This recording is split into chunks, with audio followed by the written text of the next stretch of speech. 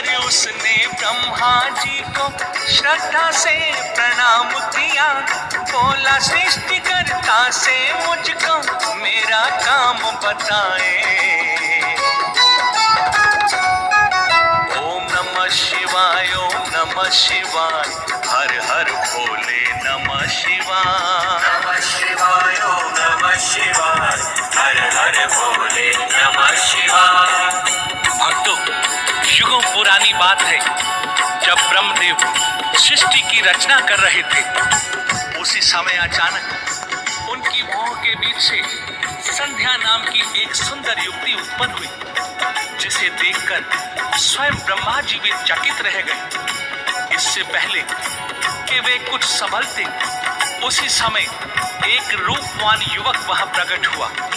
उसके हाथ में 5 पुष्प बाण थे। उस युवक ने ब्रह्मा जी को पिताश्री कहकर उन्हें प्रणाम किया और कहा, पिताश्री, मुझे किसी कार्य में लगाइए। तब ब्रह्मा जी ने अपने द्वारा उत्पन्न उस युवक को कामदेव नाम प्रदान करते हुए ये कार्य सौंपा कि तुम सृष्टि के प्राणियों में मत, प्रेम और काम की भावना जगाकर सबको अपने वश में रखोगे। ब्रह्मा के निकट ही बैठे ऋषियों ने भी उसे आशीर्वाद दिया और हाथ में लिए उसके 5 बाणों में दिव्य शक्ति भर दी। और भक्तों, तभी एक घटना घटित हो गई।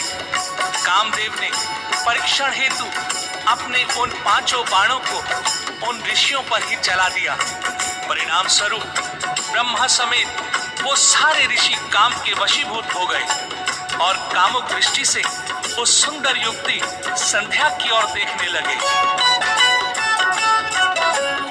दूसरी ओर थी संध्या लज्जित, ये कैसी अनहोनी हुई।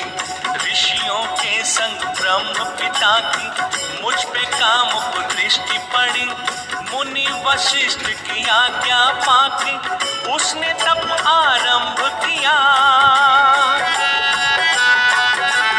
तब उसका फलीभूत हुआ और शिव ने उसको दर्श दिया। संध्या बोली, संग मेरे क्यों हुआ अनर्थ बताए। ओम नमः शिवाय, ओम नमः शिवाय, हर हर भोले नमः शिवाय। नमः शिवाय, ओम नमः शिवाय, हर हर भोले नमः शिवाय।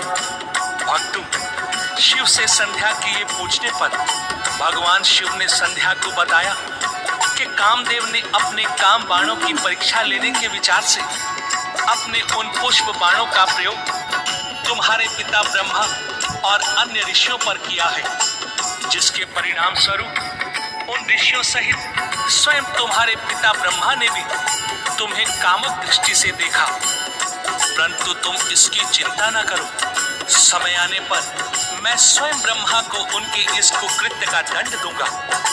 फिर उसे उद्धार का मार्ग बताते हुए कहा, इसी पर्वत के नीचे मेघा ऋषि एक महान यज्ञ कर रहे हैं।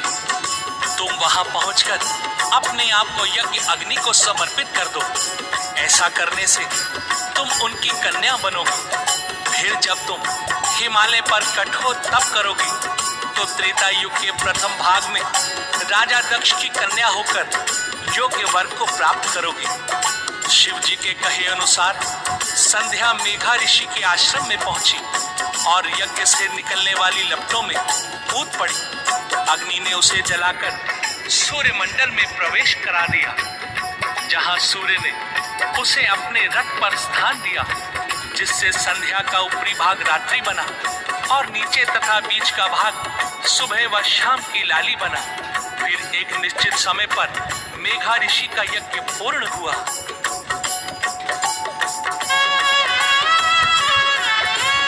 यज्ञ समाप्ति पर मेघा को हवन कुंड से कन्या मिली। कौन है, किसकी पुत्री है ये, मन में एक जिज्ञासा जगी। फिर शिव का प्रसाद समझ के अरुंधति था नाम रखा। पाल पोस कर बड़ा किया और उसका कन्यादान किया। मेघा ऋषि संग आओ हम सब शिव की अलख जगाएं।